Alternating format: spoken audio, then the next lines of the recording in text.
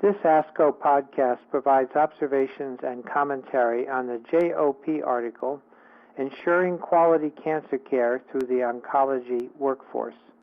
I am Edward J. Benz, Jr., presenting on behalf of my co-authors Laura Levitt, Allison P. Smith, and Betty Farrell. I am the President and CEO of the Dana-Farber Cancer Institute and past President of the Association of American Cancer Institutes. I am a hematology specialist. This publication summarizes a workshop convened by the Institute of Medicine's National Cancer Policy Forum to examine the oncology workforce shortage and to describe current and potential solutions to this problem. The challenge. First, the article addresses the challenge at hand, the imbalance between the supply of cancer professionals and the demand for cancer services. The supply of health professionals. A critical shortage of oncology specialists threatens our ability to provide comprehensive cancer care. Nearly all of the professional disciplines who play a role in cancer are experiencing a shortage, including physicians, nurses, social workers, pharmacists, public health workers, researchers, technologists, and cancer registrars. Like the population, cancer health professionals are also aging, and fewer people are choosing careers in oncology.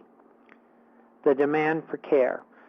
The projected demand for care further complicates this picture. Between the years 2000 and 2030, the number of people in the U.S. over the age of 65 is expected to double.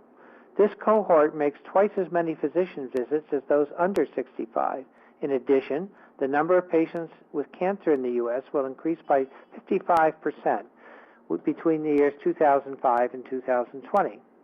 As you probably know, a recent ASCO study found that the demand for oncologists is likely to increase dramatically by 2020, driven by a 48% increase in cancer incidence and an 81% increase in people living with or surviving cancer. In short, the imbalance in workforce supply and care demand in oncology has been well documented, and this imbalance is predicted to worsen, threatening patient safety and quality. Solutions. Beyond the discussion of the workforce challenges, the IOM's National Cancer Policy Forum workshop explored a number of real and potential solutions. Three major areas of discussion helped illustrate a wide variety of examples and ideas for ensuring the health of the cancer workforce. First, exploring new and improved models of care. Second, expanding the pipeline for workforce development. And third, pursuing policies that would create needed incentives and flexibility for innovation. Models of care. First, models for delivering traditional oncology care can become more efficient by leveraging technology which enhances safety, quality, and communication. Newer models of care are expanding the roles of nurse practitioners and physician assistants to better support patient needs and leverage the time of the oncologist. Palliative and hospice care continue to be underutilized. Additionally, the role of family caregivers is being explored to better support the role they are playing. Pipeline. The second major realm of solutions addressed expansion of the pipeline for developing oncology professionals. Raising public awareness about careers in cancer as early as possible is step one. The existence of cancer training programs, the capacity of these programs, and the availability of faculty remain tenuous.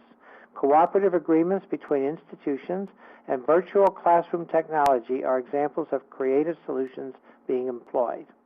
Providing continuing education that helps professionals adapt to a changing work environment and creating a positive work cultures are cornerstones of professional retention.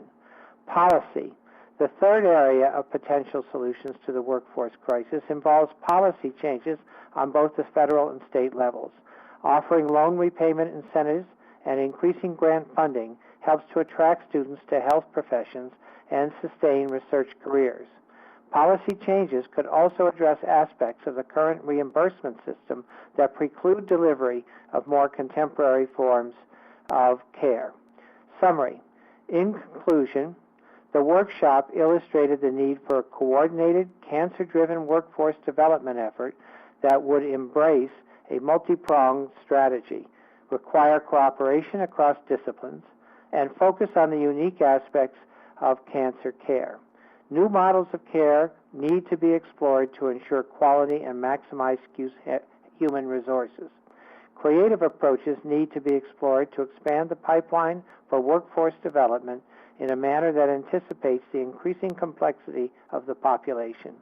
Last, policy could play a pivotal role in creating incentives for career choice, training program expansion, and more innovative delivery methods. This concludes this ASCO podcast. Thank you for listening.